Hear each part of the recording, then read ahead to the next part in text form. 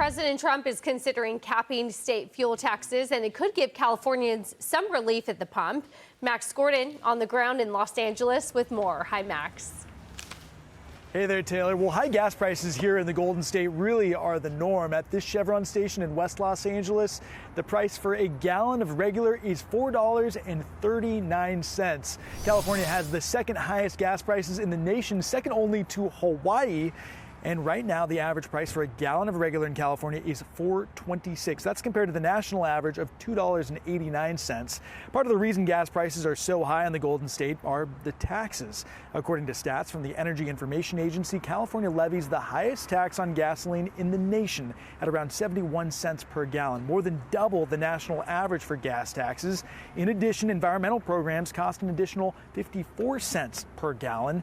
The Department of Energy releasing a statement saying, in part, California residents are paying roughly 50% more for gas than the rest of the country, which is largely driven by self-inflicted policies, including having the highest gas taxes of any state in the country.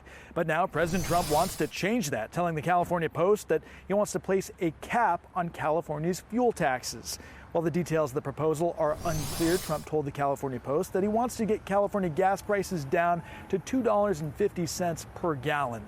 The majority of California's gas tax revenue goes to fund infrastructure projects and for road repairs. But some state Republicans say that Californians aren't getting a good return on their tax dollars.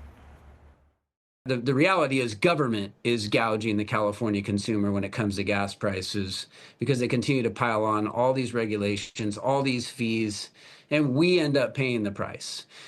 So again, it would be very helpful to have some federal intervention here to help ensure that we have reasonable gas prices, affordable gas prices here in California. And we're also seeing some additional pressures at the pump. This past fall, we had an oil refinery close down here in Southern California. And then in the spring, we're expecting to see another refinery close up in Northern California. Taylor, back to you. Max, thank you so much. Tiffany, that sounds like lower supply, same amount of demand, and then we're also taxing that as well. Yeah, the same thing happens in Washington State. In fact, my boys were asking, gas prices are down around the country. Why are they not down in Washington State? And I said, well, because our state taxes its people in Washington State, its residents, more for other projects. And they were shocked, but it's the reality of it. And these states, they don't have a revenue problem. Nope. They have a budget problem and an ability to manage a budget effectively and efficiently. And you talk about waste, fraud, and abuse. Where are they using this money? And are these infrastructure projects even getting completed? But they're willing to slap it on the backs of hardworking Americans in their state who are trying to go to work, who are trying to make a living. It's unfortunate. So I like to see, I'm happy to see Trump stepping in. Gas prices are going down across the country. It's a really good thing. Dagen, you've been nodding.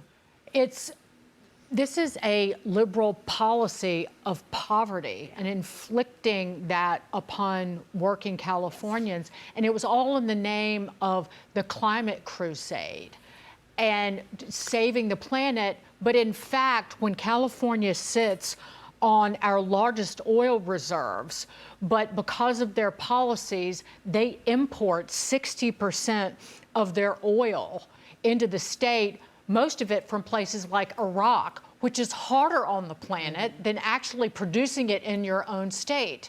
It is more environmentally hazardous. And so they sold this poverty based on a lie, on a fallacy. And I don't know if it's intentional idiocy or not, but regardless of how you cut it, they're morons and they can't be trusted or believed.